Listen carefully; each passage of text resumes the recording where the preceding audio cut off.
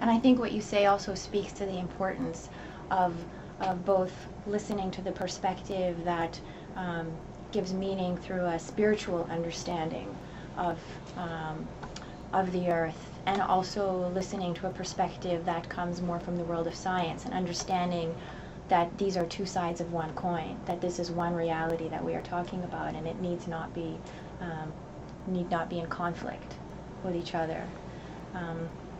So perhaps, again, looking back, would be interesting to hear what you feel you've learned by attending throughout these last 6 years, and what are some of the insights that you're taking away, and also as you're looking ahead to attending the next several sessions, how does that inform what your focus might be as you attend? Well, I think as a teacher, every teacher will tell you that they learn more from their students. The students teach the teacher, and I think that is a good approach to participating and sharing at the Indigenous Forum.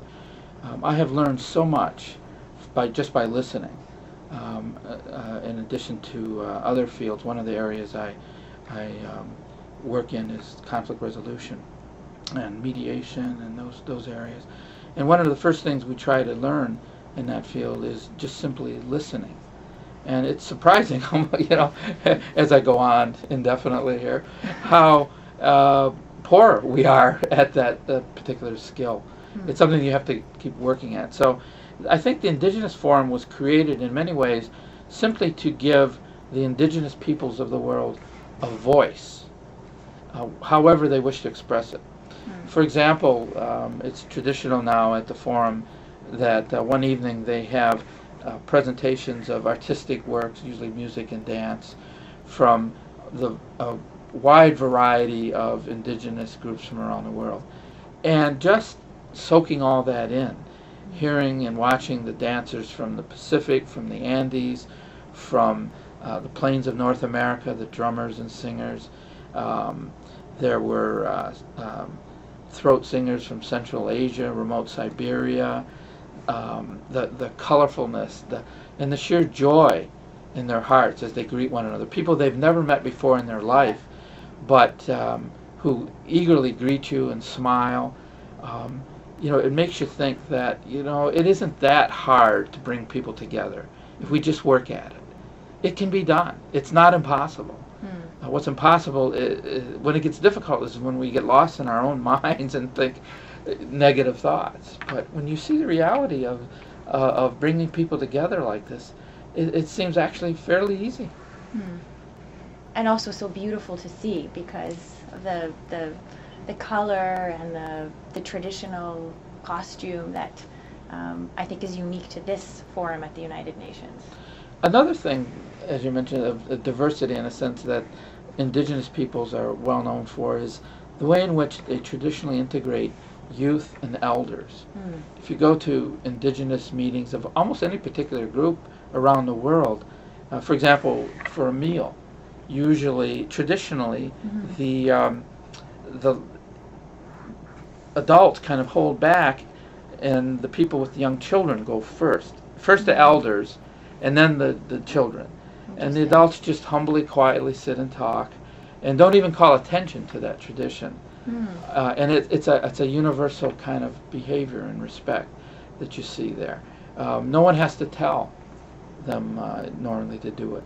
Another example that I see here at the UN, I've had the honor of being at some of the other UN activities, which are also enjoyable.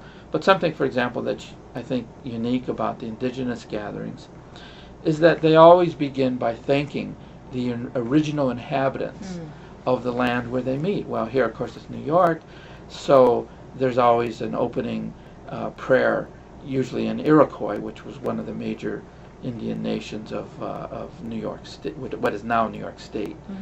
But if you go anywhere around the world, you'll find that custom of thanking whoever you're at, whoever the original inhabitants were. Right. And also this the recognition of oneness of God, and holding hands. You don't expect to go to a UN meeting, representatives from all the world and hold hands. Yeah. But you do at the Indigenous Forum, Mm. and it's quite natural. It's not, of course, forced or anything. It happens. There's such a friendliness and warmth, and that's something that is very touching. And I wish we could have more world meetings like that. Wish we could carry that into other commissions. Maybe there'd be a better sense of camaraderie and working together. There's something to learn there. Yeah, there's something to learn. One thing we didn't ask is your own background. How does your own background relate to the Indigenous? Well, like many people, North Americans, it's a jumble of confusion. I actually grew up in the northern United States, in Michigan, and was fairly unaware of how my culture, which is basically Mexican Indian, fit into the population there until I was quite old. I knew there was something different about the gatherings. I got together with extended family and relatives, and even I could recognize at a very young age the difference between my father's line of family, which was very, very Indian, and my mother's, which was a little bit more Spanish. So I'm a mixture. I'm actually fifth generation American citizen, but all my parents, grandparents, great-grandparents, as far back as we know, are mixture of Indian and Spanish, more or less, depending on what side. But it took the maturity, I think certainly becoming a Baha'i when I was young, I was a teenager, helped me to kind of rediscover and then reconnect with those ancestral origins, and without rejecting, of course, a belief in the oneness of mankind.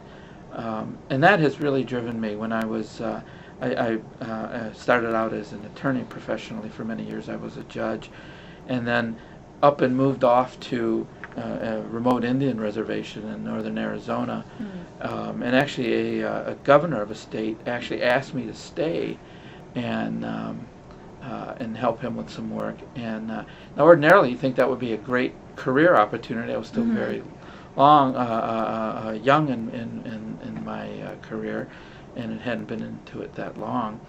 But here I am choosing this remote Indian reservation with small children.